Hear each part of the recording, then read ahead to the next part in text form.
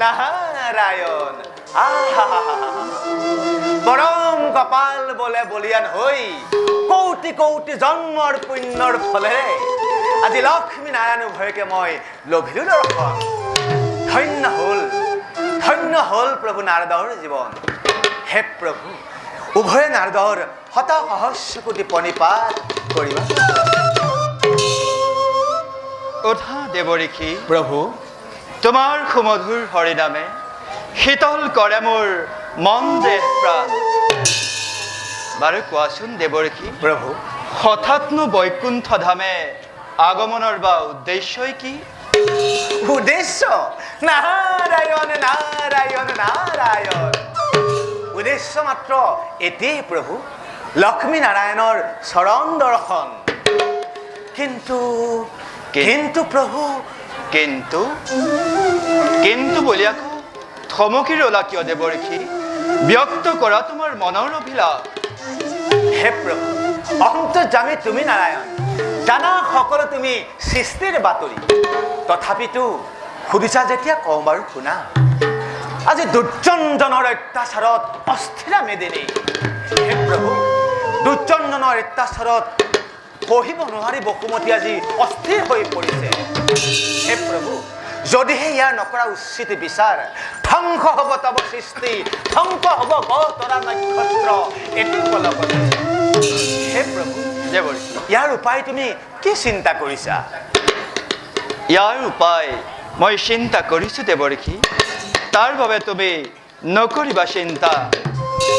কাল প্ৰাপ্ত নহ'লে দুষ্টৰ একোৱেই নহয় সম্ভৱ শান্তক পালন কৰি দুষ্টক নিধনৰ বাবে এইবাৰ আমি ধৰাত এক নতুন অৱতাৰ ধৰিব লাগিব নাৰায়ণ নাৰায়ণ কিন্তু দেৱঋষি প্ৰভু এই ক্ষেত্ৰত তুমিও আমাক সহায় কৰিব লাগিব নাৰায়ণ নাৰায়ণ কোনদিনা বাৰু প্ৰভু হৈছো অবাধ্য হে প্ৰভু অন্তৰ্যামী তুমি নাৰায়ণ জানা সকলো তুমি বিশ্বৰ বাতৰি হে প্ৰভু নাৰদৰ এটি থাকি গ'ল মনত সংশয় কোৱা দেৱঋষি লক্ষ্মী নাৰায়ণৰ যুগল মূৰ্তি দৰ্শন কৰাই নাৰদৰ জীৱন প্ৰভু কৰা সাৰ্থ দেৱঋষি প্ৰভু তুমি বৰ চতুৰ আহা দেৱী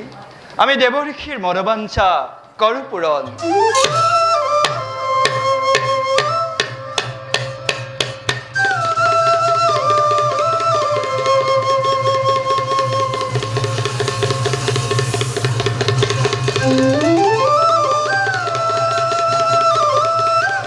নাৰায়ণ নাৰায়ণ নাৰায়ণ নাৰায়ণ নাৰায়ণ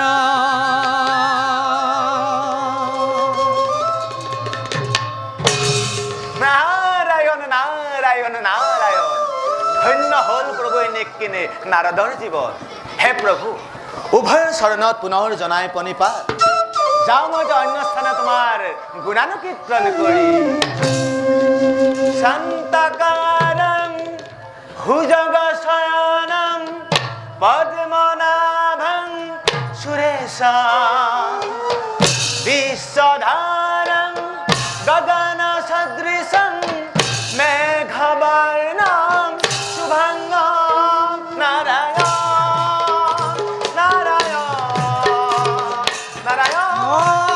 নারায়ণ লক্ষ্মীকান্তং কমলনয়নং